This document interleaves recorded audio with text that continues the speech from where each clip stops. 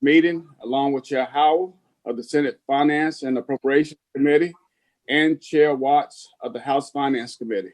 Also joining us today are Speaker Phillicorn, Leader Herron, and members of the three money committees.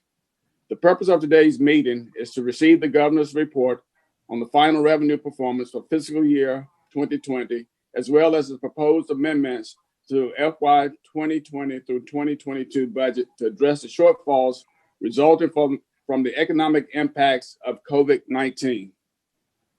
Shortly, we will welcome His Excellency, the Governor.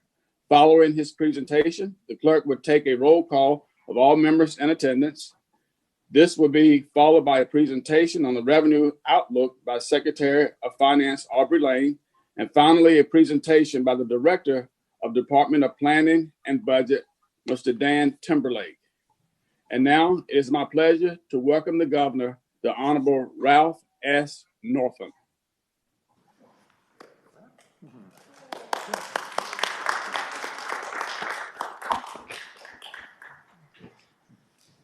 Well, good morning, Chairman Torian, Chairwoman Howe, Chairwoman Watts, Speaker Phillicorn, Leader Sasslaw, members of the General Assembly, ladies and gentlemen. Thank you for the privilege of speaking with you this morning. You know, we'd rather all be together in person today, but in these times we're being safe and relying on technology. I want to thank our IT team for making the technology work. I would like to recognize Lieutenant Governor Justin Fairfax, Attorney General Mark Herring, our First Lady Pam Northam, and members of our cabinet and staff. I'm here today to update you on the Commonwealth's revenues for the fiscal year that ended on June the 30th. This is a late August tradition in Virginia, but this is no ordinary year. The COVID-19 pandemic has upended our lives, our economy, and our budget. So I'm here to discuss actions that I'm proposing for the special session that begins today. First, I want to discuss the latest efforts to fight the virus in Virginia. Overall, our daily case numbers seem to be trending slightly downward, which is a good thing. We're now averaging around 15,000 tests a day, and our percent positivity is around 7%. These are positive trends, and we continue the work to increase testing and reduce the spread of the virus. We also continue reaching out to communities in need. For example, we've distributed more than 542,000 masks and 460,000 bottles of sanitizer to 40 localities through the Health Equity Team. The fact that we are doing this event virtually today speaks to the precautions we are all taking and must continue to take. So let's turn to our economy. Last December, I stood before you to outline an ambitious and progressive budget that took Virginia in a new direction that the people demanded. That budget was built on revenues that were good, steady, and growing. This was possible because Virginia boasted a strong economy before the pandemic. We had near record low unemployment, a stable budget, and strong financial reserves. So during the regular session, we worked together to craft a forward-looking budget that made generational investments in areas that had been underfunded. It advanced equity like never before and cared for people who need help.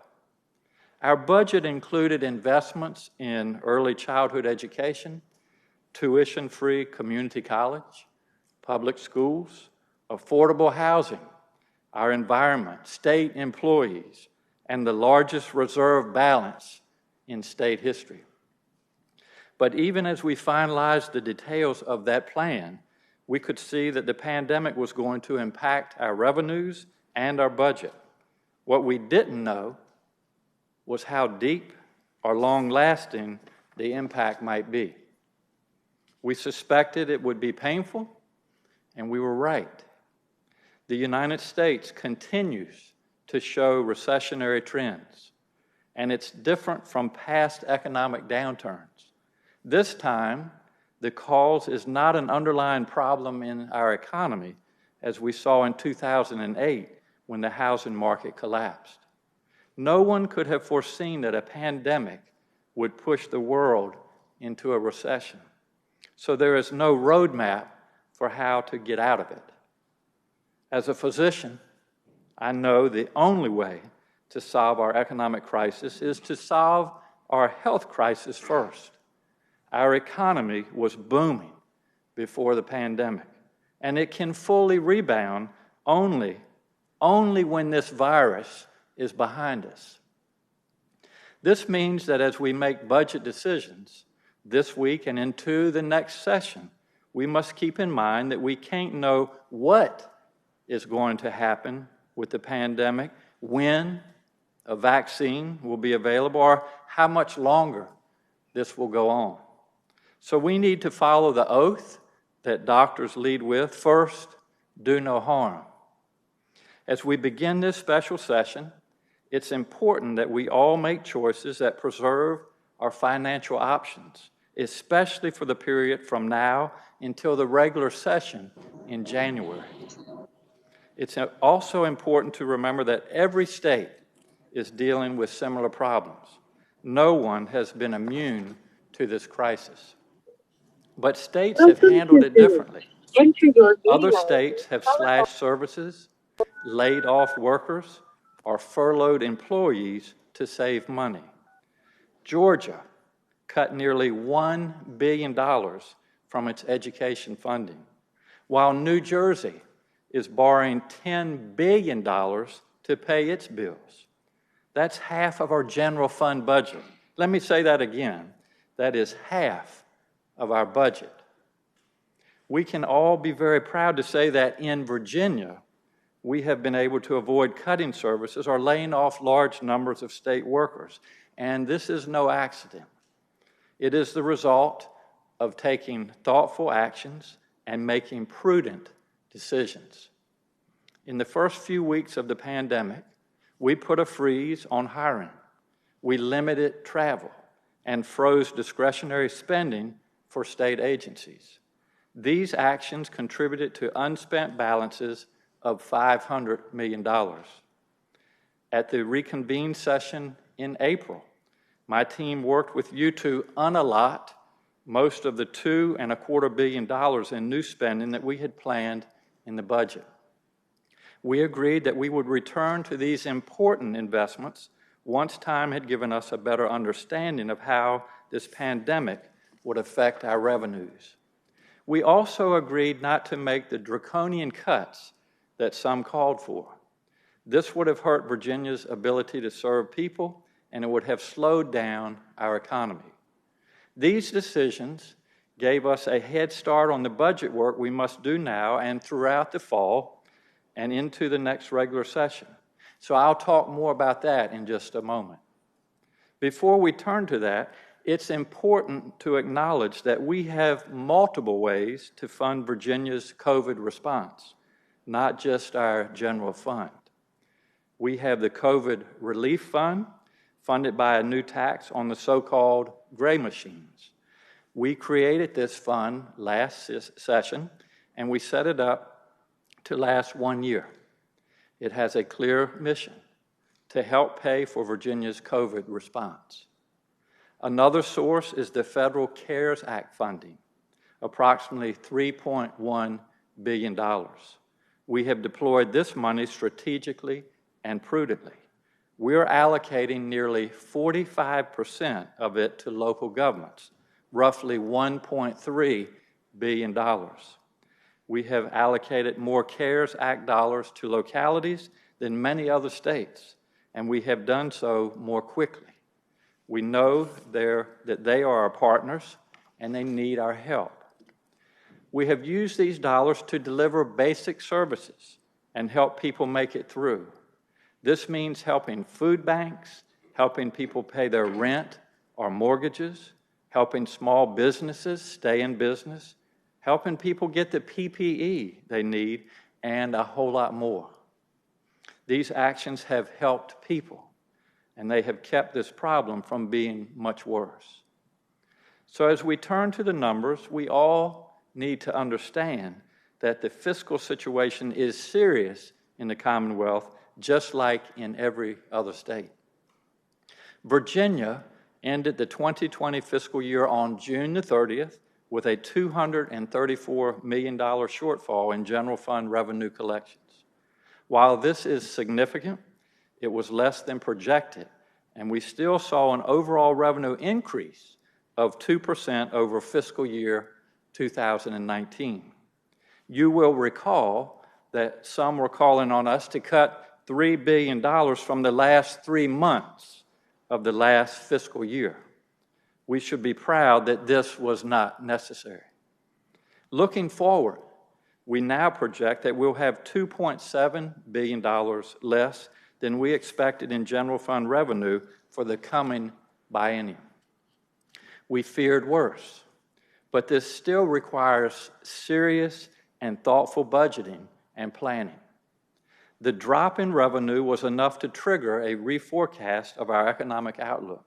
The Joint Advisory Board of Economists and the Governor's Advisory Commission on Revenue Estimates have revised these numbers, and they have agreed on a revenue forecast that is recessionary. This new forecast forms the basis of this budget that we are presenting to you in a special session. Secretary Lane and our finance team will present the details in just a few minutes. But before we go into that, it's important to remember where we are in the calendar, the budget cycle, and the pandemic response. In just 4 months, I will be back before you to present amendments to this budget. In fact, as soon as this special session wraps up, we will immediately begin that process. In the budget cycle, we are only about 6 weeks into the fiscal year. Decisions that we make today will affect everything that happens throughout the rest of the 2-year budget cycle. And this matters because we don't know how long the pandemic will go on. Scientists offer a realistic hope that an effective vaccine will be developed in the coming months. Once that happens, it will take time to deploy and help Virginians gain that protection from the COVID-19 virus. We don't know how long that will take either. So I encourage all of us to follow a few guideposts for this session. Number 1, cash is king. That's true for our family budgets, especially right now, and it's true for government budgeting too. We need to preserve the liquidity that will enable us to operate the government, deliver services, and pay our bills. Number 2, don't use one-time money to fund expenses that recur every year. If you receive an inheritance and you spend it all today, you'll have nothing for tomorrow. This is common sense, and it's also something the rating agencies reiterate with us every time they reaffirm our AAA bond rating. Number 3, when you do have one-time money available, the right course is to invest in the future. And finally, number 4, we need to preserve our financial options. So let's turn to the specifics. You know that education has always been my top priority. For me, this meant a major expansion of early childhood education, and it meant tuition assistance and creating free community college for people going into high-need fields. I appreciate you endorsing these goals in the final budget that you passed. You will recall that we chose to unallot these new investments earlier this year once the pandemic hit. In the budget I present to you, I am choosing not to reinstate spending on my own top priorities. To be clear, I am doing this for one reason alone: to preserve our financial options so that we can make it through this pandemic. I need to be equally clear about the priorities we share. Teachers and state workers still need and deserve a raise. We need to invest more in behavioral health.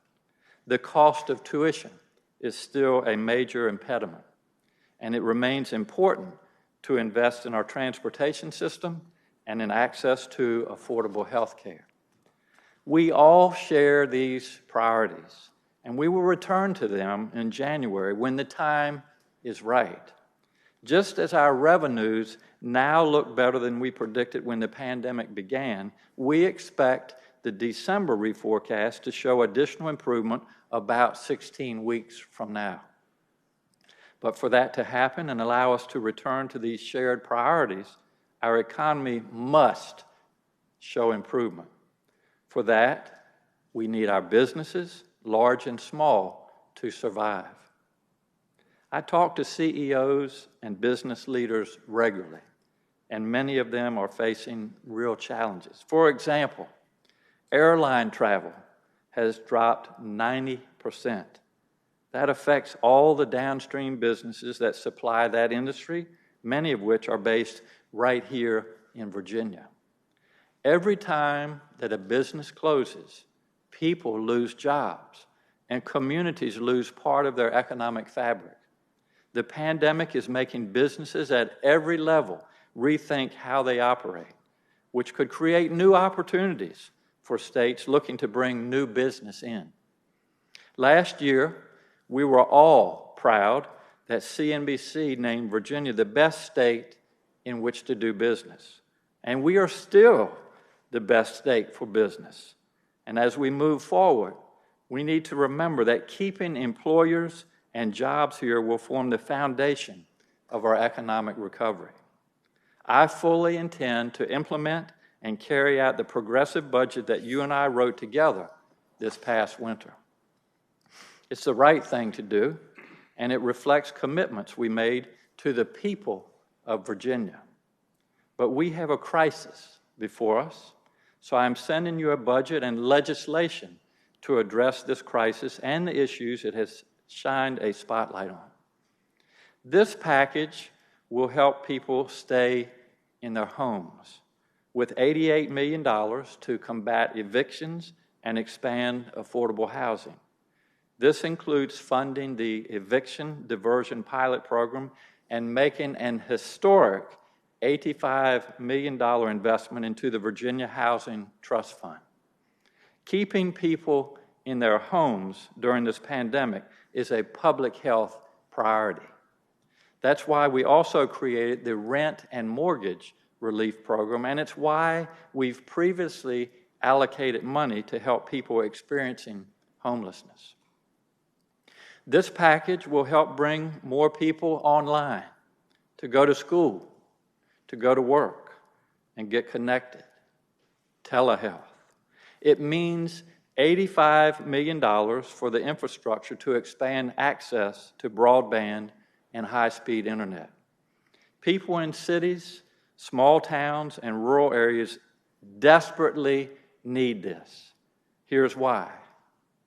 200,000 K through 12 students and 60,000 college students in Virginia lack access to broadband at their home. This is long overdue, and as many schools prepare to start the school year virtually, their students need internet access to participate. This package will reform policing. It continues the reforms we began earlier this year when we increased the felony larceny threshold, decriminalized simple possession of marijuana, began expanding eligibility for parole, and ended driver's license suspensions that kept people from driving long after they finished their sentences.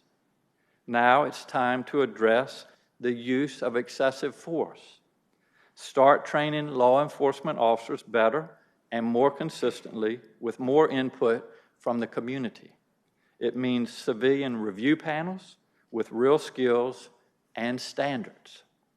It means increasing diversity in the Virginia State Police so troopers better reflect the communities that they serve. And it means that when an officer goes rogue, they're out of the profession, decertified. The package that I'm presenting you reaffirms that we need to continue to make it easier to vote, not harder. Voting is fundamental to our democracy. Thanks to legislation we passed in the regular session, photo ID is not required at the polls, and Election Day will be a state holiday. And any Virginia voter can vote early with no excuse, absentee ballots, meaning you can vote early without having to give a reason. Now we need to help people vote safely. That means secure boxes to drop off your ballot, in addition to the standard postal service delivery. If you put your ballot in the mail, the state will pay the postage. All you have to do is turn on the TV to see why this is so important. But please know this: the Department of Elections is already working to prepare to start mailing ballots in just 4 weeks. For these reforms to matter in November, we must make them now. I ask you to move quickly to pass this budget because the stakes are high for our country. To be clear, voting will be safe and secure in Virginia. Your mailed-in ballots will be counted. Virginia will take every action necessary to protect the vote. When people vote, change happens. Virginians voted last fall. They demanded change, and we started delivering. But change doesn't come only at the ballot box, especially when people are hurting. We've seen this summer across America and here in Virginia as people took to the streets with a message that's both simple and profound: change faster. So I'm sending you a package that lifts up Virginia's historically black colleges and universities, funds important cultural sites, and says to the world, this is American history. This package means more students visiting important sites. It means more historic sites and highway markers to tell a broader story. It's time for Virginia to tell the whole story of American history, and I ask you to please approve this package. And finally, my budget proposes investing $15 million for dam rehabilitation projects that can't wait, along with other actions to preserve Virginia's environment. We saw just this weekend across Virginia how important those infrastructure investments are. We had so much rain that 150 homes below a dam in Chesterfield had to be evacuated, and another dam near Pocahontas State Park would have failed had it not recently been upgraded. Flooding in other communities like Stanton and Hampton Roads recently also speak to the fact that water management needs cannot wait. We must be responsible stewards of both the state's money and its infrastructure. Luckily, we are not starting from scratch. We have a base budget in place, and it would still allow us to operate the government, even if we made no changes in the coming months. We also have several options to fund COVID needs: Federal CARES Act dollars, the gray machine funding, and our general fund budget. Additional needs for testing, PPE, and food security will require a large portion of the CARES Act dollars that remain. And as tax revenue from the gray machine starts to come in, I look forward to working with you to decide how we can best use these dollars. My friends, my fellow Virginians, these past few months have been an incredibly difficult time for literally everyone around the world. People have lost jobs. They've lost their businesses. Too many have lost their lives. Everyone is worried about what the future holds, and too many leaders are fanning the flames of anxiety. We need to change that too, and we will. We need to keep people's hope alive. Here in Virginia, we need to plan for the long term. take actions that invest now, and preserve options for what we all hope is a brighter future. We have been making wise decisions throughout this pandemic, and I have faith that Virginia will again propel forward when this pandemic ends. I am proposing a budget and legislative package to make that happen, and I look forward to working with you all to pass these proposals. Thank you, and may God bless all of you, and may God bless Virginia and the United States of America. Thank you.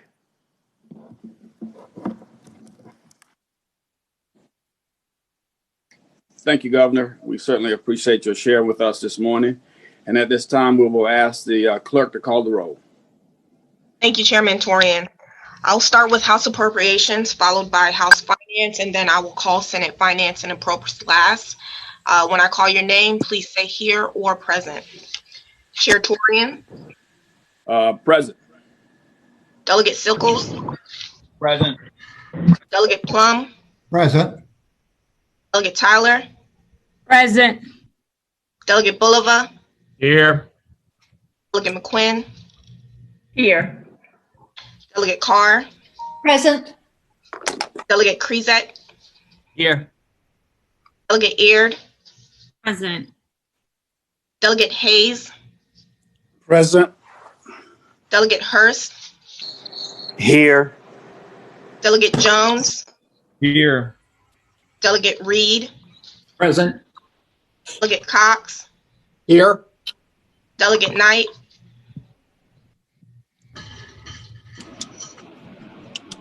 Delegate Knight. Delegate Moorfield. Here. Delegate Ferris. Delegate Ferris. Delegate Rush. Here. Delegate Davis. Present. Delegate Austin. Present. Delegate Bloxham. Here. Delegate Brewer. Here. Chair Watts. Here. Delegate Keem. Present. Delegate Corey. Here. Delegate Lindsay. Delegate Lindsay. Present. Sorry, I had the mute on. Delegate Sullivan. Here. Delegate Murphy. Delegate Murphy. Delegate Heretic. Delegate Heretic. Delegate Ayala. Here. Delegate Carter. Here. Delegate Carol Foy. Here. Delegate Mugler. Here. Delegate Hudson. Here. Delegate Scott. Here. Delegate Orrock. Delegate Orrock. Delegate Byron. Delegate Byron. Delegate Ware. Delegate Ware. Delegate Wright. Present. Delegate Gilbert. Here. Delegate Poindexter. Here. Delegate Fowler. Here. Delegate McNamara. Here. Delegate Campbell of Rockbridge. Here. Chair Howell. Here. Senator Saslaw. Senator Saslaw. Senator Norman. Here. Senator Hanger. Here. Senator Lucas. Senator Lucas. Senator Newman, I'm here. Senator Ruff, Here. Senator Vogel, Senator Vogel, Senator Barker, Here. Senator Edwards, Here. Senator Deeds, Here. Senator Locke, Senator Locke, Senator Peterson, Here. Senator Marsden, Here. Senator Eben, Here. Senator McClellan. Here. This is Senator Lucas. I was muted. I guess you couldn't hear. I got you, Senator Lucas. Thank you. Thank you. Ask her if she got me. Did you get Torian, Senator? members are present.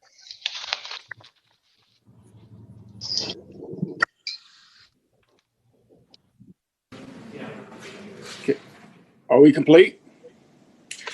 We are complete. I Thank you. don't think you gave credit for Senator Locke. Okay, at this time, we're going to ask for us to receive Secretary Lane and his presentation. Well, thank you, Mr. Chairman. It's a pleasure to be here today. And I think pretty soon you'll see my slide presentation in front of you. Before we get started, though, I'd like to thank the participation we have with the House Appropriations Committee and on Senate Finance, working with Ann Oman and her team, and also April Keys and her team. It's been a collaborative effort, and I really do appreciate very much the opportunity to be in front of you today. If you'll move to the next slide, we'll get right in. Let's see, you've got, I think you've got Dan Timberlake's slides up. It's the presentation before that one. Should be review for general fund revenues.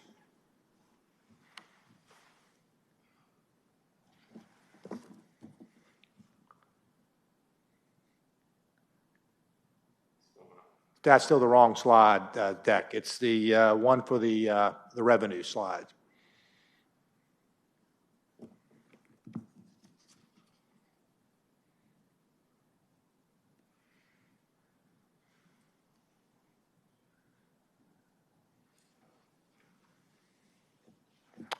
Yeah, the title of it is Review of General Fund Revenues for the Virginia Economy for Fiscal. There we go. Okay, got it. Yeah, okay, thank you.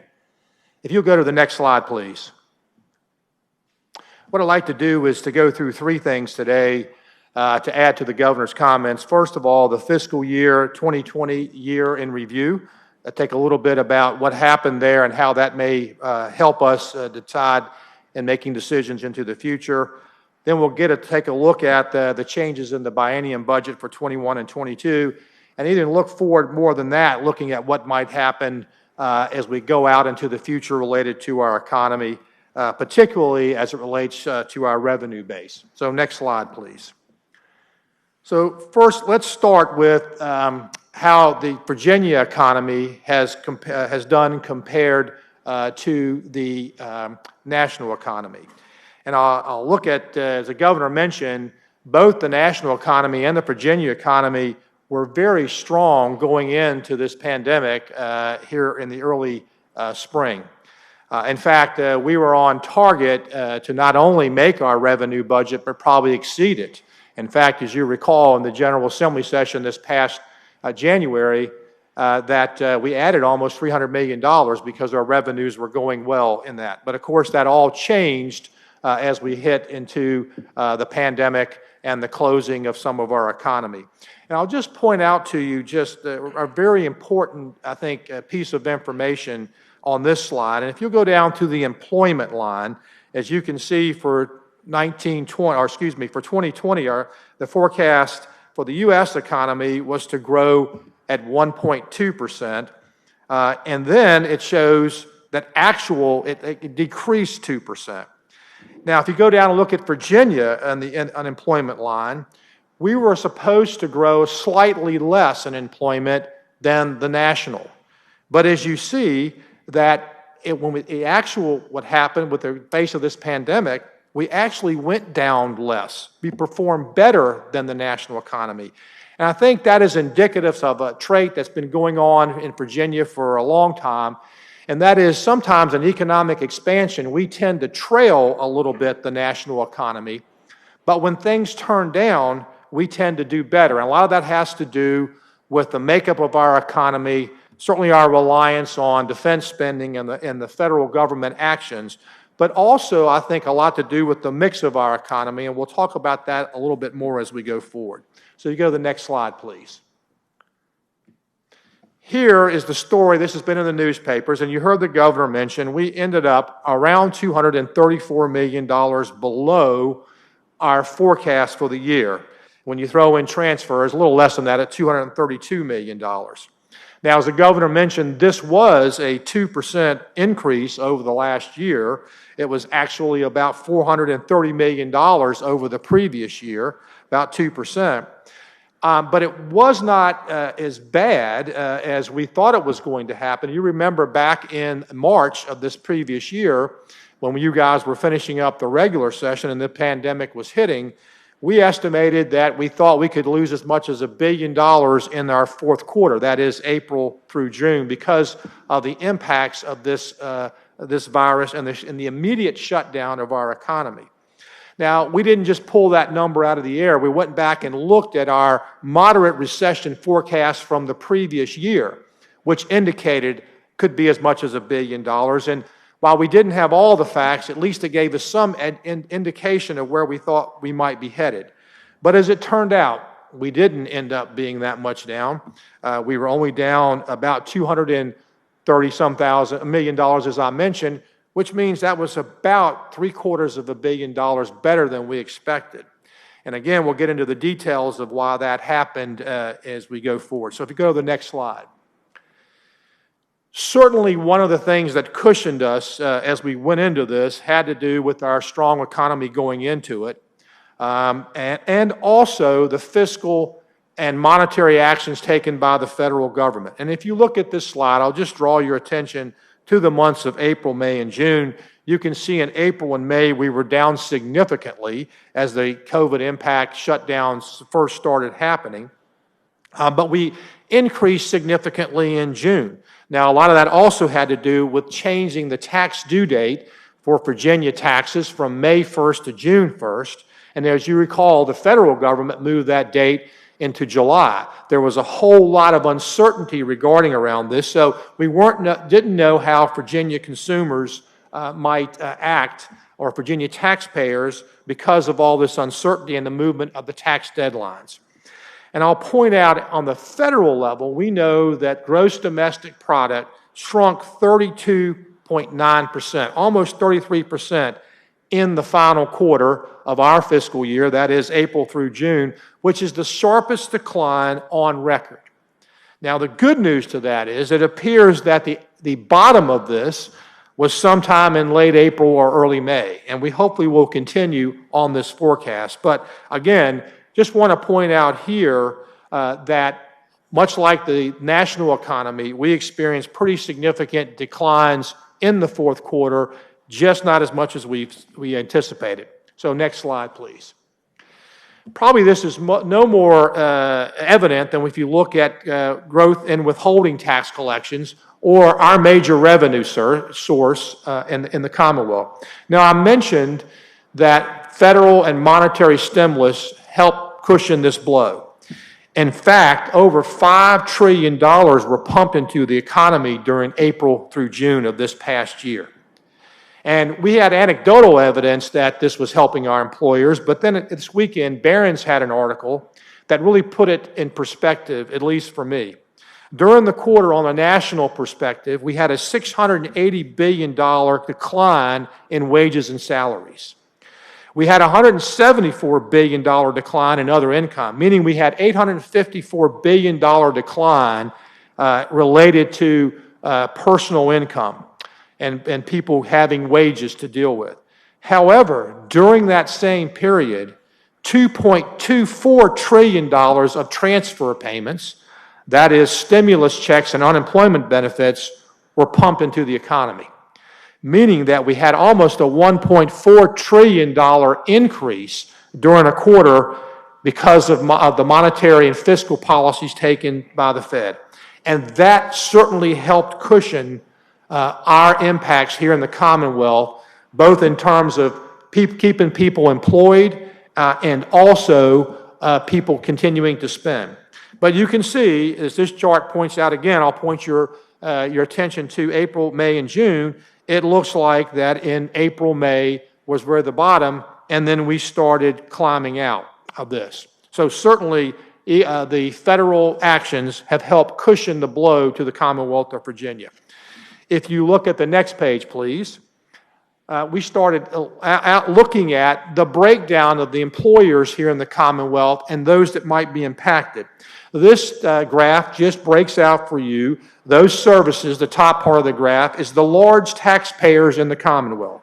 Those that make payments in withholding of over $100,000 every time they pay us monies.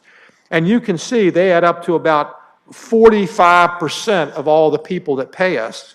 And if you go to the right hand of the column, they were only down about less than 0.5%. The small payers in the economy were down 3.4% during April, May, and June.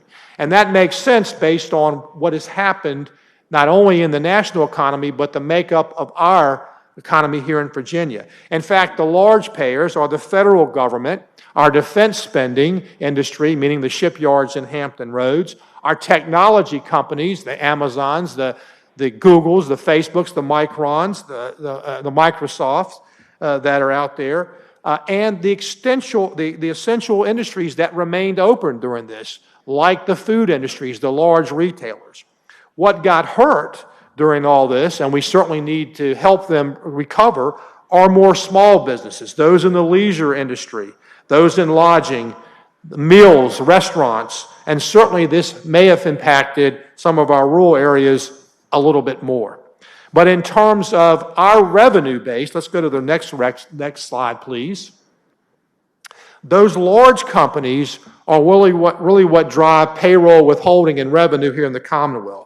This slide just depicts, if you look at those employers that have $3 million or less in payroll, an annual payroll, they make up about 95% of the businesses in the Commonwealth. We have about 250,000 businesses that periodically pay us payroll withholding. And even though they make up, 95% of the entities or the number of businesses, they only represent about 24% of the people that actually pay us for our revenues. So the good news is those large employers remained open, and in fact, some actually added jobs during this past, the last quarter in the year that helped underpin our revenues from payroll withholding. And if you look at those items highlighted in yellow, and you go across to the largest employers in the Commonwealth, that top 1%, which is about 1,300 companies, they pay us over 50% of our payroll withholding. And you can see April through May, they were only down 1.6% and actually were up in June and July. So they very much helped cushion the blow that we could have expected that may have come from the closure of businesses. Now, obviously, the payroll protection plan here, again, helped a lot of these employers keep people on the payroll during this period. So I point this out because continued fiscal stimulus may be an indication for us, or monetary stimulus from the feds, an indication to us about how our revenues may be in the future. So next slide, please. This same phenomenon continued when you look at our sales taxes that happened in the last quarter. They were down, but not as much as we anticipated. Now, the governor mentioned that cash is king, and that is what our consumers in the state of Virginia were doing. In fact, if you look at the national level, even though sales were down, credit cards reduced borrowing by $106 billion in the last 3 months of the year. So the consumers took all that money they were getting through the transfer payments and paid down debts.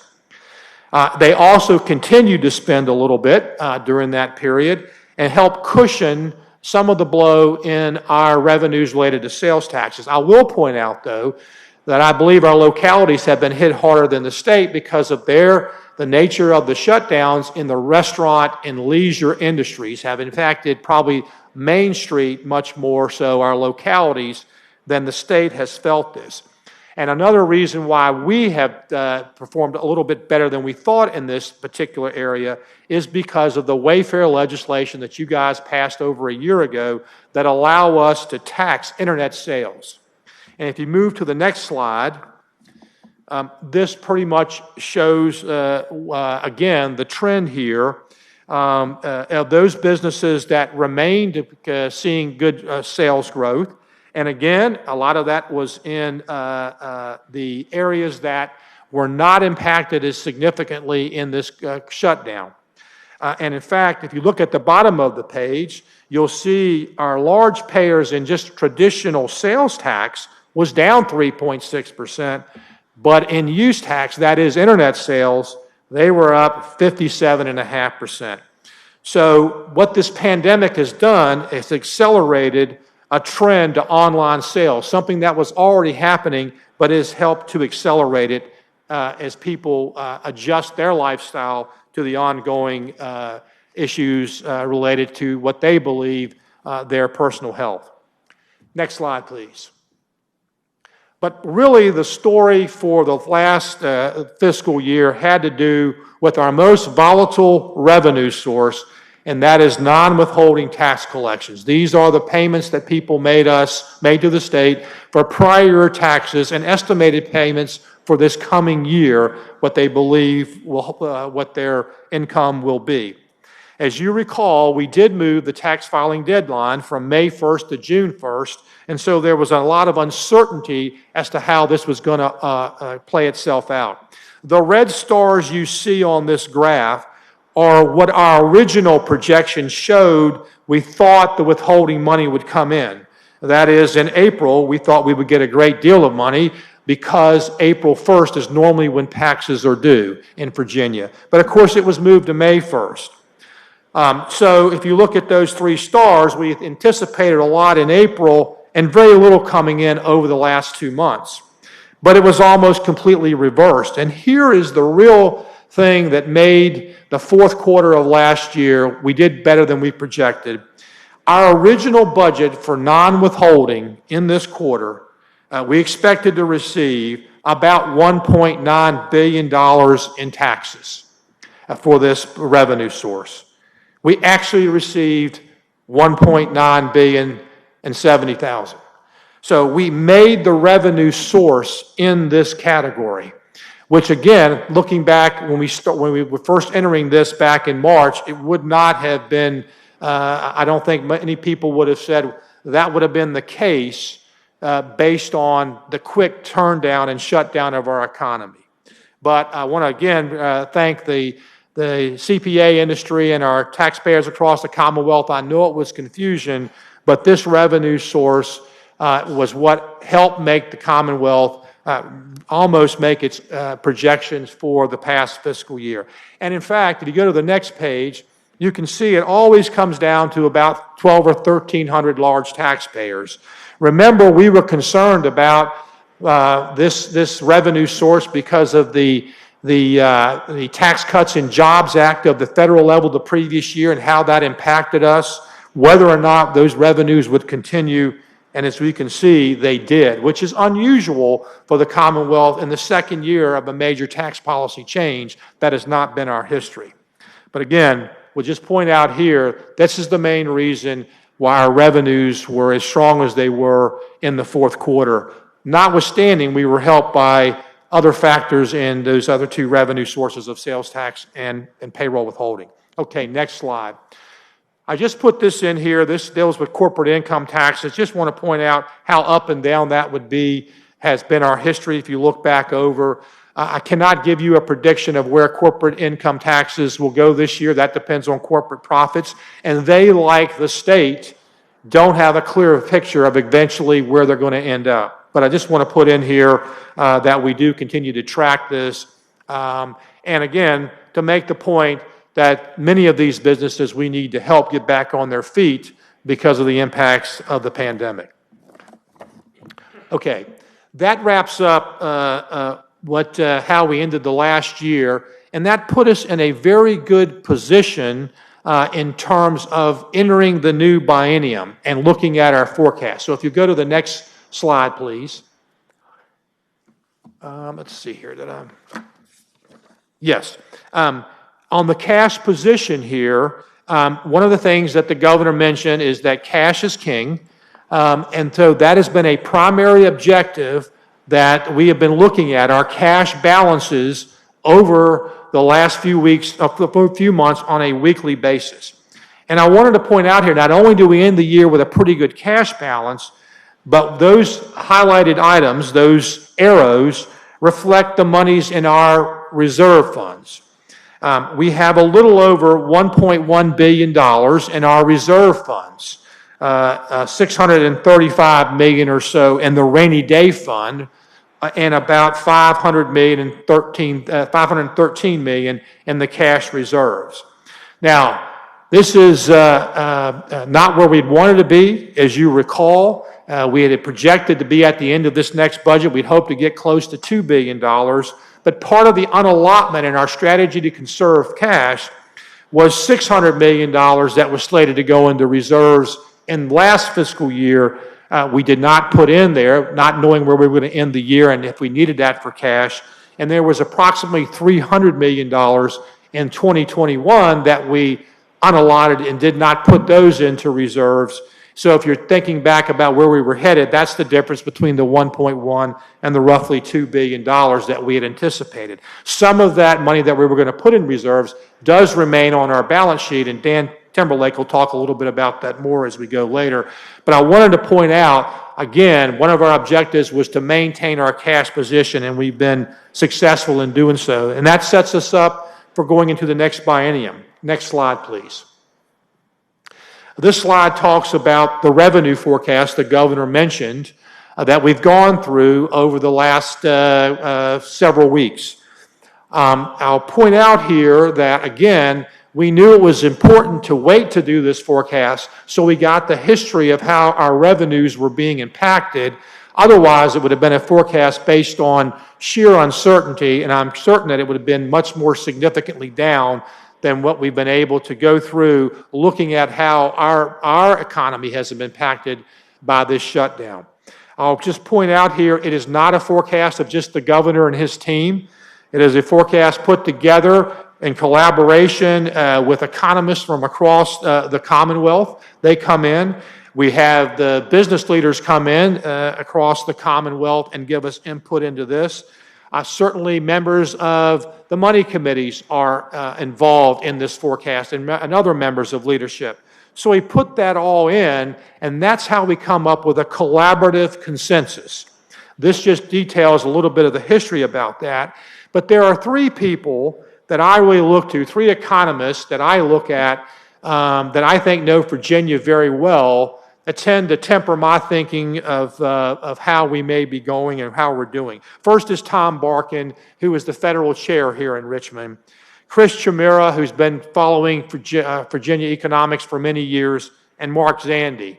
All three of those recommended the standard position, which again are the standard forecast, which is a recessionary forecast, but based on primarily how Virginia is being impacted by these revenues. So if you go to the next page here, I'll call your attention to unemployment again, or employment, excuse me, the blue line under to the right of the path. As you can see, in the U.S., in 20, it experienced a 2% decline. In 21, experiencing a 3% decline, and then going back up to over 5% in 2022. Virginia was following that, but not quite as far down as the national economy, because we now know how the Virginia economy is going to respond. So this is a recessionary forecast with a recovery phase that doesn't really start taking effect until pretty much sometime in late 21. And you can see, even when it does, we're not expecting us to increase as quickly as the national economy, and that again has been our tradition and our history as we look at these forecasts. So I just wanted to point that out. We have information from how we've actually responded, and that has been used to help us take a look at where we might go into the future. I will caution, though, that certainly there still remains some uncertainty and risk in this forecast, but I will also say we have a better way to measure that and as we go forward. So, next page, please. This really then gets into the details of the governor's forecast, where we mentioned we were going to be down approximately $2.7 billion over the next year. If you go to the total revenue line and the third column that says change, you'll see that in the fiscal year 2021, we'll be down about $1.334 billion. And in looking up above, you can see it's in our primary revenue sources of withholding taxes, payroll withholding taxes, non-withholding, and sales taxes. We all expect those to have a fairly significant decline in this year as we move forward. Next page, please.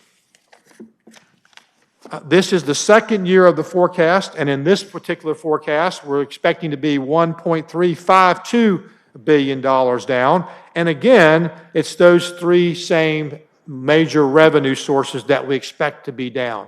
So I do believe that, again, there is plenty of pessimism in this forecast. It is not a forecast for a total collapse of either the national or Virginia economy. And I think that is warranted based on looking at how we've actually trended during this particular time. So that is how the forecast looks and the various revenue sources as we move through the next biennium. Next page, please. However, our non-general funds are also impacted. What I've been speaking about up until this point has been the general fund forecast, but our non-general funds, particularly our Commonwealth Transportation Fund, those things needed to fund transportation investments, they've been impacted also. This is a breakdown of the past fiscal year that ended June 30th, and we were down $121 million short of forecast. Obviously, that makes sense as people lessen their driving and certainly for a time stop buying motor vehicles, although that appears to be coming back as we get into the next year. Next page, please. This is a look at the forecast for the next 2 years, and you can see about $750 million down as we look at transportation revenues over the next 2 years. I know there's some language in the budget that Secretary Valentine is looking at to see how we can use our cash balance to help compensate for this some in the first years, but certainly the transportation team will be dealing with some reduced revenues, at least from this forecast as we move forward. Now, one other thing before I move on, I haven't mentioned debt capacity. We do have a debt capacity meeting this afternoon with the advisory group. We expect the debt capacity to be down, but not to the extent where we would stop any of the projects that were currently passed in the last session, at least as where we stand today with revenue. So we'll keep you informed as we move forward with that. Okay, next page, please. That wraps up a little bit about last year and how we got to the numbers in the revenue forecast for the biennium. Let's talk a little bit about what we're actually experiencing in the first month. This is just some indications of what's going in the national and state economies. I'll just point out a couple things. We have seen some recovery. If you look at the national level, employment has increased 2 million jobs in the past 3 months. Now, we still have over 13 million below February levels, but it does look like we have started recovery, and we're starting to get some information that seems like the bottom really was back in late April and May. We can also see this in initial employment claims are dropping. In fact, last report, they were under a million people for the first time since March 8th.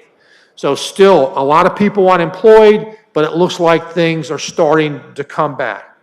The final point on this slide is I really follow the Institute of Supply Management Index, and that is rising. Remember, last year I was pointing out it was pointing to a slowing revenue. I don't think anybody saw COVID-19 because of lack of confidence. Now we're seeing that coming back up as we move forward.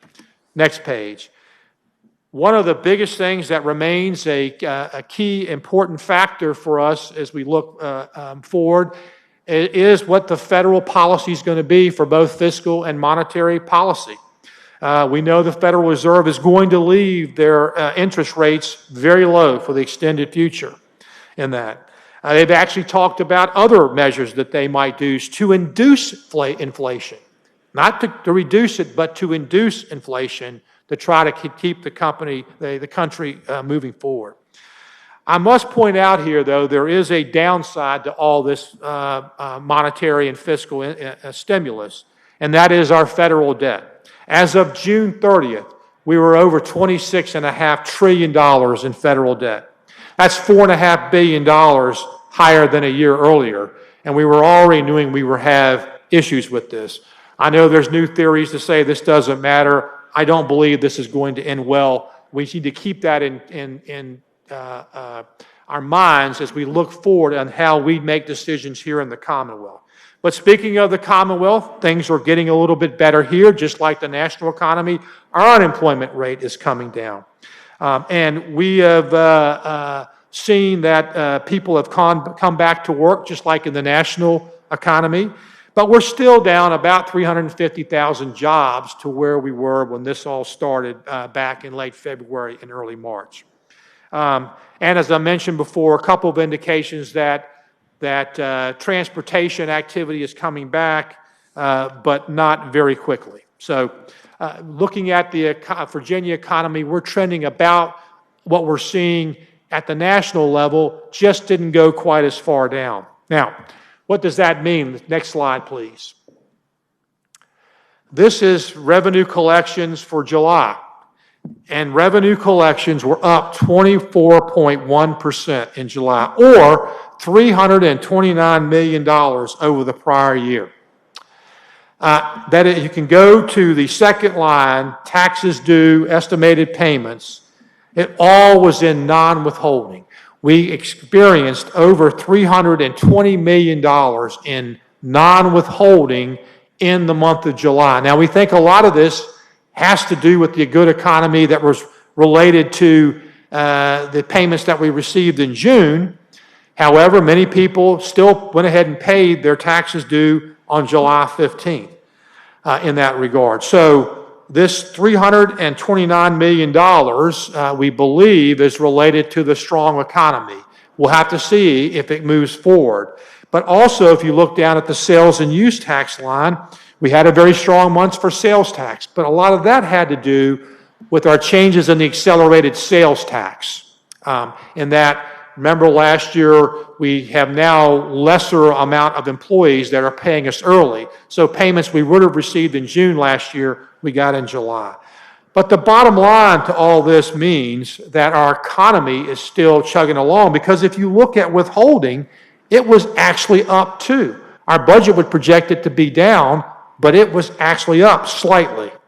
And recordation taxes, because of a strong housing market, also continue strong. So what does this mean? If we looked at our original budget, our original forecast before we made any changes, this is $288 million over the current forecast. It's $350 million over the revised forecast. This money, the $350 million over the revised forecast, is not included in the forecast in the governor's budget, meaning such that if we were to make the forecast for the remainder of the year, we would only be down about $1 billion, not $1.3 billion. So that's another reason why we think we have some cushion as we look at this forecast going forward. But I remind you all that this does relate to non-withholding, our most volatile source, and we'll really know in September if this is going to continue as we move forward. But the good news is we're starting the year off with a little bit of cushion. Next slide, please.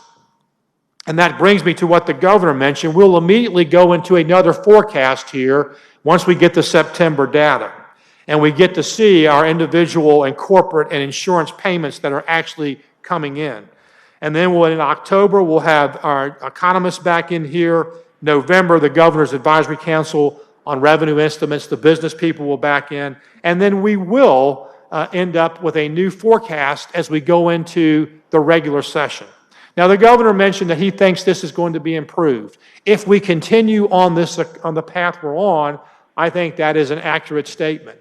It all comes down to if we continue that we're on the current path. Next slide, please. And that all comes down to where we are with the pandemic.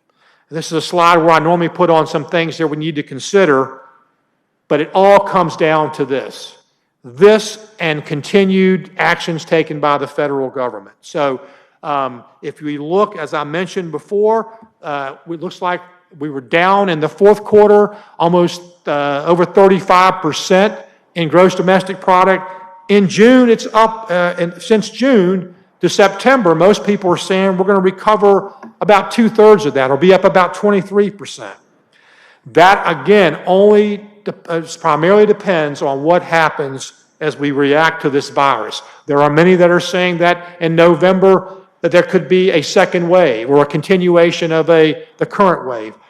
Don't know, just point out that our revenues will be heavily dependent on what happens here and what happens at the federal government. Next slide. The governor mentioned, though, that we did have another revenue source to use, and that is the Stimulus Relief Fund. This is the money that came directly to the Commonwealth of Virginia, and you can see of the $3.1 billion that came directly to us, about $200 million went to this county of Fairfax because populations of over 500,000 could receive the monies directly. $1.3 billion is still unspent. Now, I didn't say it was unobligated, but it was unspent because, as the governor mentioned, we have significant programs to complete in testing and contract tracing, the PPE statewide plan, the continuation of the mortgage and rental assistance relief. There's evictions and housing to go with that, healthcare providers, food security, in addition to our agency requests for 2021. This table here are the requests from the previous fiscal year. We know we have additional requests from our agencies that we'll be going through now over the next few weeks. So again, there's been talk about whether or not there will be another stimulus package, if they would give us flexibility to use these as revenues, general fund revenues, that would give us more leeway. We have an executive order from the president about unemployment insurance. That would be using FEMA resources. But our match, if we decided to give the entire $400, the $100 that we'd be responsible for, is about $45 million a week. So quite a bit of money would be used in this just to take us to the end of December if that's the decision that we make. So I wanted to point out to you that while we do have some monies left, there's still a great many calls on those monies. And also make the point that the governor did, $1.3 billion, and if you throw in Fairfax, $1.5 billion of the monies allocated to Virginia have gone to localities. So we have recognized the need there, and a great deal of effort has been put to help them weather this storm with their direct cost, and particularly if it would help the localities if we got flexibility on these monies from the federal government. Okay, next slide. I'm going to end up here before Dan comes up and talk a little bit about the base budget, because that's all the actions the governor talked about. That's what we've been fighting to protect. Now, what you have in here in front of you is a breakdown of the previous budget. This is the year that just ended, a breakdown of where the monies were spent in the general fund. Now, I should point out, this is not really representative totally of what's going to happen in the current year, because a lot of mandatory spending in higher ed and K-12, in Medicaid and public safety have been added on top of this. The unallotments did not include any mandatory spending. But nonetheless, it is pretty indicative of how our budget breaks down. And a lot of people have talked about what's in the base budget and how it should be looked at. Let me just point out a few facts. 52% of our base budget is in two programs, Medicaid and K through 12 education. 52%. If you add in higher education, health and human resources, behavioral health, corrections, debt service, and legislation and other public safety, legislative and judicial, things that we are required to do in that directly for serving our citizens, that's over 88% of the monies. And then there's 4% in personal property tax relief in those monies. So when you start looking at the base budget, I would categorize it as core functions and mandatory. Most of the spending are on those type of, either being supported by state or federal laws to do this. So in looking at this, and we start talking about making changes to this, I would just point out that we need to have caution because there are a lot of things tied to this. And if you go to the next page, much of this is the non-general fund, much of this general fund monies are used to maximize monies we get from non-general fund, that is the federal government and other sources. But as you can see, the breakdown is pretty consistent. Only transportation takes a bigger piece because we have those dedicated taxes for transportation. So I just wanted to put this out, as I know we got a lot of decisions to make this year, and Dan's going to come up and go through the governor's budget. But this will give you just sort of a refresher of where we are in the budget. Now, in closing, the governor mentioned this, but the Northam administration did what any Fortune 500 company would do in facing this uncertainty. The first thing we did was we looked at our revenues. And we wanted to make sure we had a forecast that was realistic, not something that was based on either fear or politics. And that's one of the reasons why we waited to see how it was going to impact our economy. Now, we predicted it would be off about $1 billion in the past fiscal year and $1 billion in the next 2 years. Pretty much what happened. We got the timing a little bit wrong because we were only off about $234 million last year. But you add that to the $2.7 billion over the next 2 years, about $3 billion. We're pretty much in the ballpark. So we're pretty comfortable that in terms of our revenue forecast, we think it's fairly reliable. But on top of that, not knowing where our revenues were going, we took all those things to curb expenditures the governor mentioned about. We stopped all discretionary spending in last year, and that still continues. We stopped new hires. We looked at, in the new budget, unallotting the $2.3 billion of new spending. And we're only spending on those mandatory base budget items that I laid out for you before. Now, what's the result of all this? The result is we have built cash balances. As the governor said, cash is king. And we've preserved our financial options for the risk and uncertainty in this revenue forecast. So when you look at this, from strictly a procedural and a financial perspective, we don't need another budget. We can operate under the current budget we have because of the actions taken and the positions of cash and the preserving our liquidity has afforded us. What this means is we do have a chance to make good policy decisions. And the governor laid out some of the ones he would suggest during his speech.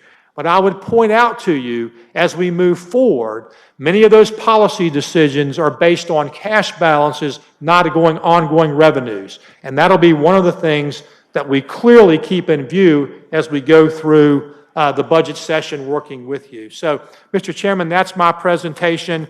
I don't know if there's questions now or we want to move right to Dan Timberlake. Happy to hang around and to answer those at that time, whatever your pleasure is, Mr. Chairman.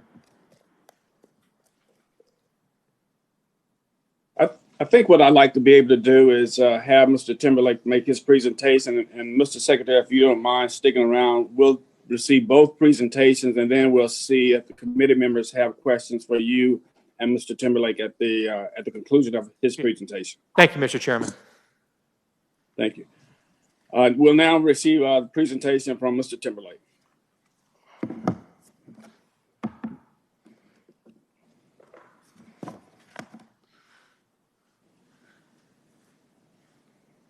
Good morning, Mr. Chairman, members of the Joint Money Committee. I am pleased to be with you this morning. You will probably see that this is one of the shortest presentations that I've ever given you, and I hope that I don't keep you from your further business today with any confusion that I might add to this matter.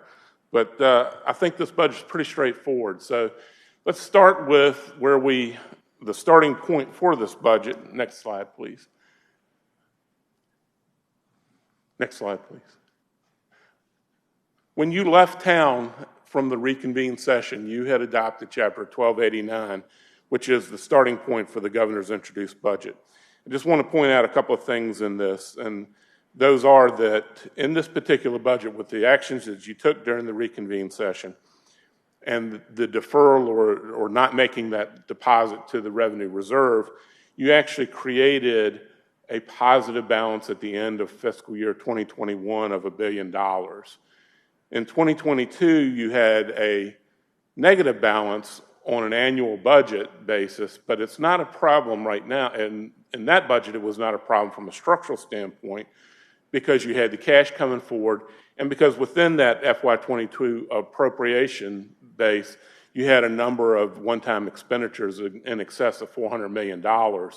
So you actually had enough recurring revenue to go forward. But as we know, we were not sure what was going to happen, so we didn't change the revenue forecast at that time, and we did not reduce any appropriations. We actually just unallotted them.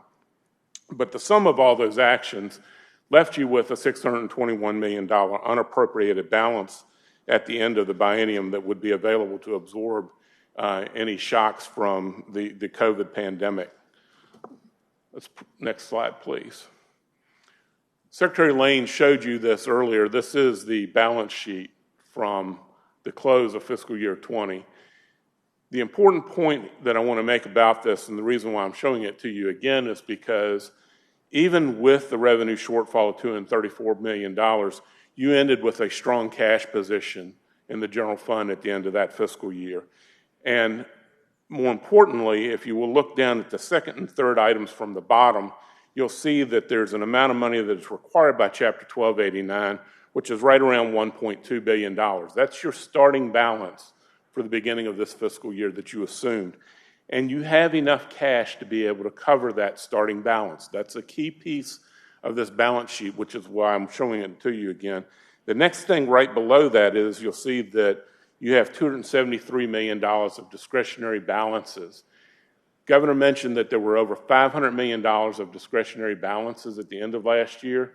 The difference between those two is the revenue shortfall. Because you didn't have enough revenue to cover the full amount of the appropriations and still be able to meet the starting balance, what we have to do on the balance sheet is we actually reduce the amount of appropriations that could be carried forward or potentially reappropriated in the current year. So that a little over $500 million reduces to 273, but it still is not money that this budget and the current biennium anticipated. That 273 is additional money, and I'll show you how that comes into play in just a minute. So next slide, please. So taking all that information, you anticipated that you would have a $1.2 billion balance at the beginning. The unrestricted balance is about $2.9 billion based on that FY20 balance sheet. Now that includes a number of things, though. It includes the Revenue Reserve Fund, which is a reserve and you can't spend that, so that's not available for spending. It also includes those unexpended balances that I mentioned just now. It includes monies that are counted in the general fund, but they actually come from non-general fund sources. And under GASB rules, they have to be counted in the balance sheet. So that $2.9 billion includes a number of those non-general fund balances. But in essence, they are part of that balance sheet cash, and that's what gives you liquidity throughout the year. The increase in that is about $1.7 billion, though. But if you go to the next slide, you'll see that what we have to do, though, is we have to make adjustments to that. And these adjustments are largely related to backing out now all those non-general fund balances so that we can get down to what we really have available to appropriate as general fund money. And you'll see you started the year with an assumption of $120 million positive adjustment to the balance based on Chapter 1289. With all the new adjustments against that $2.9 billion of balances on the balance sheet, you have an additional negative adjustment of $1.4 billion for a total of $1.3 billion negative adjustment in the current year and about a $30 million positive adjustment in the second year.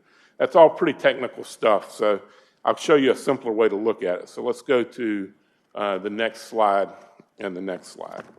There you go, right there. Okay, so all that's a lot of information coming from the balance sheet and coming from the starting position of this budget. But how did we boil it down? Based on the revenue forecast that Secretary Lane showed you, and based on all those adjustments, it's essentially just 6 adjustments that you need to be aware of. They can be summed or boiled down to these 6 adjustments. That is the revenue adjustment based on the Gaker forecast.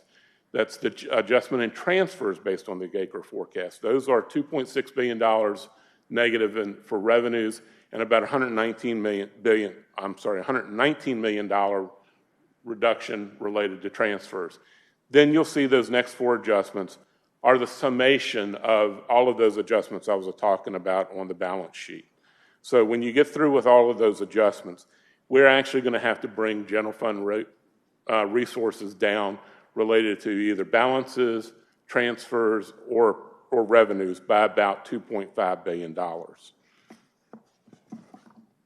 Next slide, please.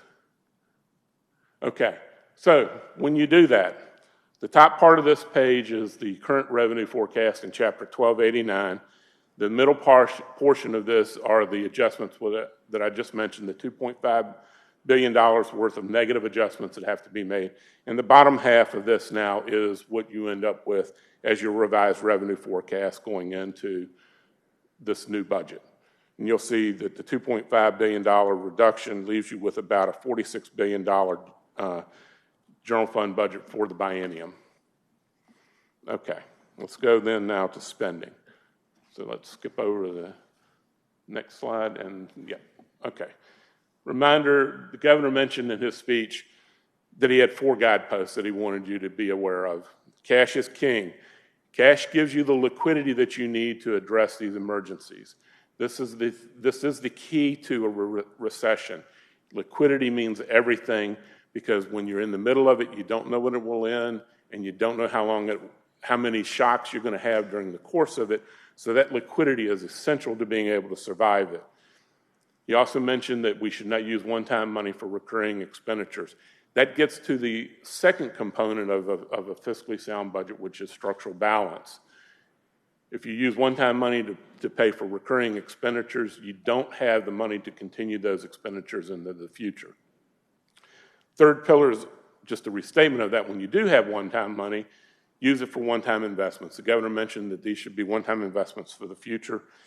And then the fourth bullet here is that we need to preserve our financial options because as Secretary Lane has said, the big unknown in this is COVID-19. We don't know what it's going to do to us. We don't know how long it's going to last. And we don't know how deep the recession could go if we were to have a second outbreak or an uptick in positive cases. So let's go to the next slide. What do we do now then to adjust the spending in this budget? The middle portion of this is a summary of all the changes that I will mention to you today. The top part is the current appropriation base in Chapter 1289. That's the current appropriation act. That middle box represents the changes that are made in this budget, and the bottom portion of this is the resulting or the appropriations that would be included in the budget as introduced.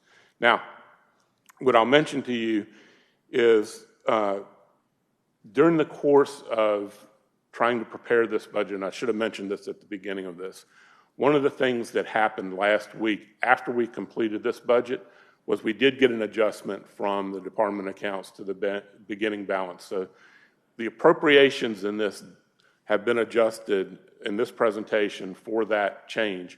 There is 2 amendments that we have to give you that will change the balance sheet and will change one appropriation for the Water Quality B calculation that reflect the revisions that we got from the Department of Accounts at the end of last week and that were signed off by the Auditor of Public Accounts on the final balance sheet adjustments. So these numbers reflect where you will be with those two amendments that you'll need to adjust. And I apologize, I should have mentioned that at the beginning of my presentation.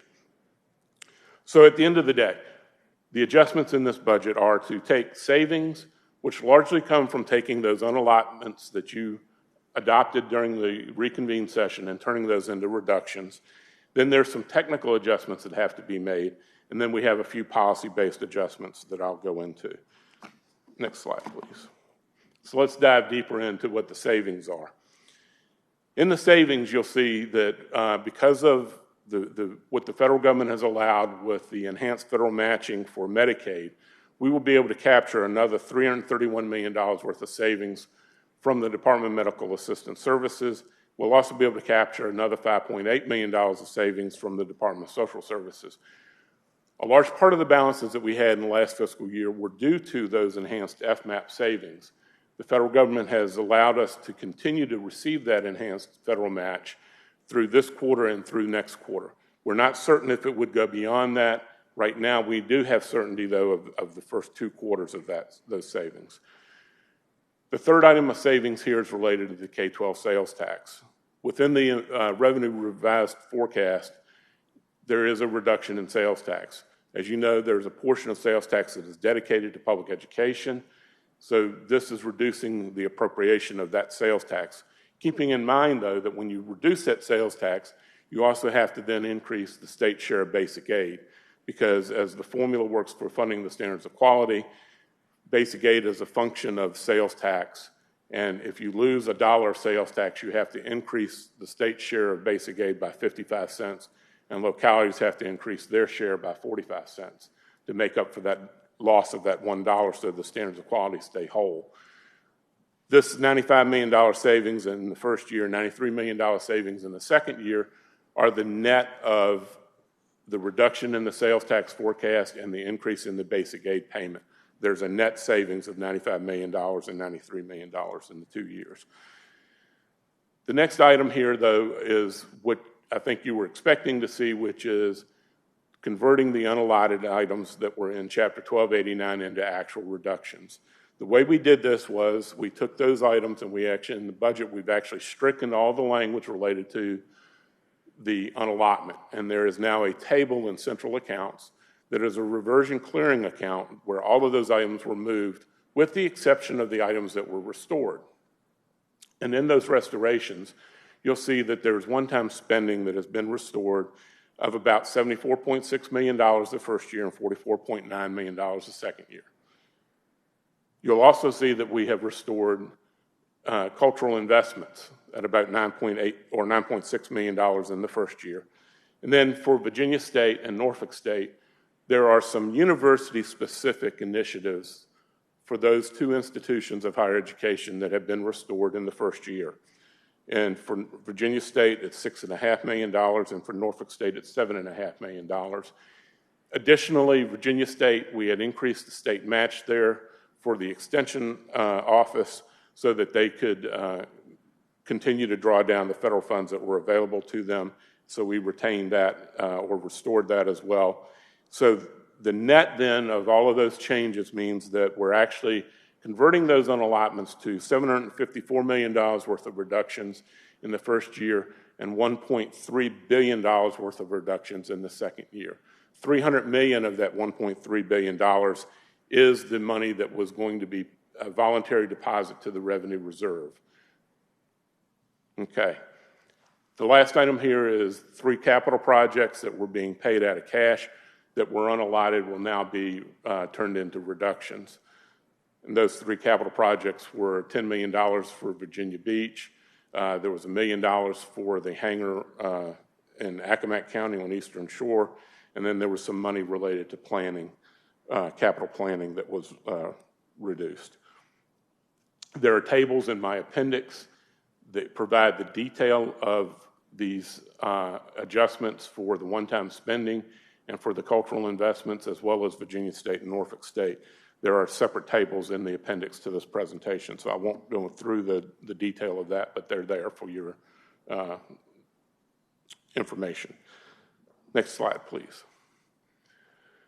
Okay, if we take a deeper dive now into the spending, after we've taken those savings, there are some adjustments that we are required to make. In total, we're going to spend $237.9 million in this budget that the governor has proposed, but $191 million of that spending is technical. In other words, it's basically required as a result of the things that we have to do relative to this budget. The first is Medicaid. It's called continuation of coverage. One of the provisions in the federal law is that if you're going to take the enhanced federal match, you have to ensure that you are continuing coverage for anybody who was on the Medicaid rolls during that period of the enhanced federal match. The additional cost related to that for the first 2 quarters of the fiscal year is about $89 million. So we have to continue to provide the funding for that. So that's a cost. What happens in this budget, because of the changes in the revenue forecast, and because there's such a significant decline in the first year of the biennium in FY21 and those revenues, it actually brings the 6-year average growth rate of revenues down significantly enough that it requires a revenue stabilization fund as a result of the revenues in fiscal year 22. Fiscal year 22 revenues, while it has a reduction from the forecast, it still has a little over 3% growth over FY21. So when you recognize that growth is actually now going to be higher than, as it's forecast, will be higher than the 6-year average coming into it. And that's going to trigger an additional required deposit to the stabilization fund, which we've provided funding here of $71.5 million. The actual deposit's about $89 million, but the budget that you have already had $17 million in it. So the 71 is being added to that 17.7 million that's already in the base. Lastly, the technical adjustments that you have to pay for deal with Water Quality B. The calculations from the balance sheet from fiscal year 20 have triggered a Water Quality B component. There is no Water Quality A requirement because the revenue forecast or the revenues collected were short of the forecast, so there is no A component, but there is a B component because of the unexpended balances that were available from the end of the year. Largely, that's what drives that Water Quality B requirement, and that's $30.4 million. So that sums up the technical adjustments. And again, there are about $191 million of the $237 million of additional spending that the governor has recommended. The policy spending can be summarized in these bullets, these next items here. The governor mentioned that he wants to pay for the absentee ballots, the postage on the absentee ballots. That's $2 million in the first year. There are additional investments for equity and diversity that the governor has made a recommendation for that's about $300,000. That is for training for agency heads, and it's also for membership in an equity and diversity association to give us guidance and so forth related to equity and diversity initiatives and issues. And it also is for helping us with strategic planning around diversity issues related to certain agencies and the needs of certain agencies. Within the budget, you'll see that it's a net zero change, but there is movement related to the early childhood initiative relative to the general fund. $16.6 million right now that is being used for the preschool initiative in public education will be moved to the Department of Social Services. The Department of Social Services is going to send $16.6 million of TANF money over to the Department of Education to backfill that so that it is fully funded. And then that TANF money will be supported from the Child Care Development Grant. So in net, it's a net zero change, but there's a movement of funds. And the reason for that movement, which is all laid out in language in the appropriation bill in front of you, the reason for that is to match the source of funds with the uses and to better optimize our ability to be able to deal with the current circumstances with daycare facilities and how funds can be used. The next item is removal of the lease statue at $1.1 million. That's for the Department of General Services to be able to remove and store that statue. And as you know, the governor mentioned that there was funding in this budget for criminal justice reform initiatives. Those are outlined in detail in a table in the appendix to this presentation, but they are for things like, I apologize, I'm going to have to quickly look there real quick because I want to make sure that I say this correctly. Those items will cover initiatives such as decertification, civilian review boards, and mandatory curriculum. I apologize, I couldn't remember that off the top of my head. Then there's additional funding in this for broadband. The one-time restorations will include money to restore the funding for broadband and for the Housing Trust Fund. But in addition to those restorations, the governor is recommending $15 million in the first year for broadband and an additional $25 million for the Housing Trust Fund. Next slide. Okay, when you take all of those adjustments and you add those things together, this is what you end up with at the end of the day. All those changes in general fund resources and all the changes in the appropriations leave you with a budget that gives you a $490.5 million unappropriated balance. That's down from the $621 million that you started with, but the budget that you have now has recognized all of the revenue reductions and all the reductions in transfers and other resources, both from fiscal year 20, fiscal year 21, and fiscal year 22. So at the end of the day, the $490 million is the cash that you have that gives you the liquidity to address any shocks that there might be in the future related to the COVID pandemic.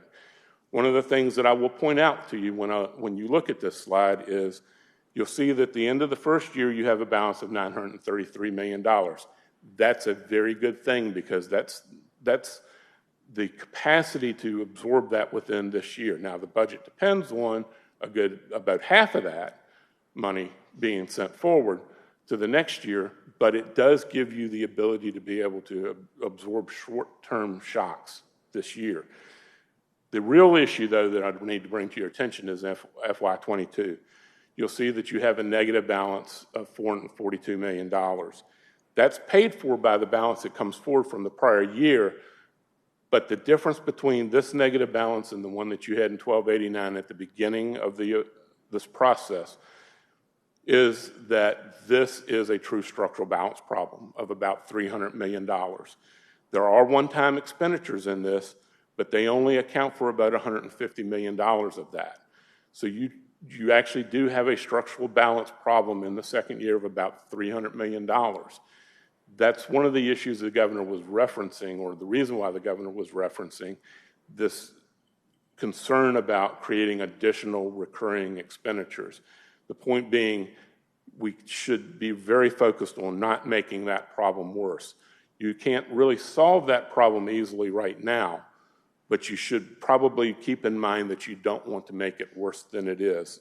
So that's a structural imbalance of about $300 million sitting on the bottom line.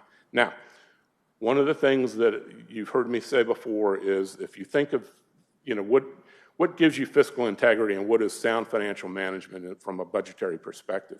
And there's three pillars or three thoughts that you need to keep in mind. You need to have liquidity, you need to have structural balance, and you need to have reserves. That's how you weather economic downturns. So where do we stand on that?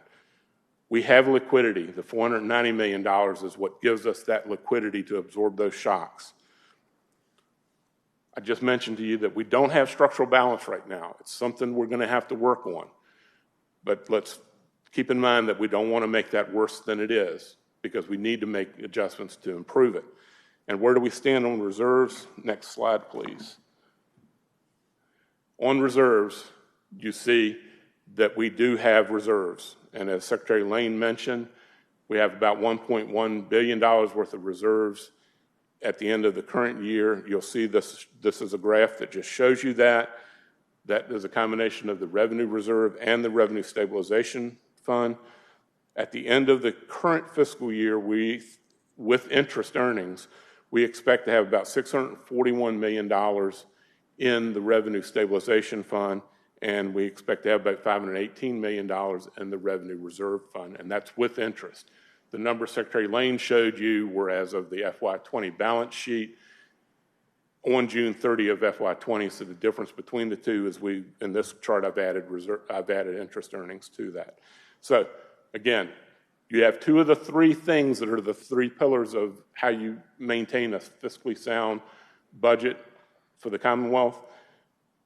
The third being the structural balance, and that's something that we need to all be focused on, trying to make sure that we know that we've got to work on that and develop a path forward for that.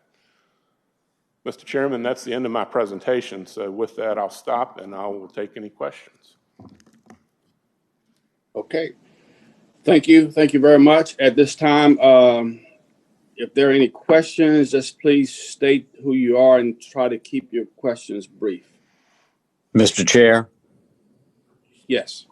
Mr. Chair, this is Peterson. I had a question for Secretary Lane. I don't think I heard him mention the Unemployment Trust Fund, and I wondered if he had any information on what the status was of that and potential liquidity issues. Yes, sir, Senator Peterson.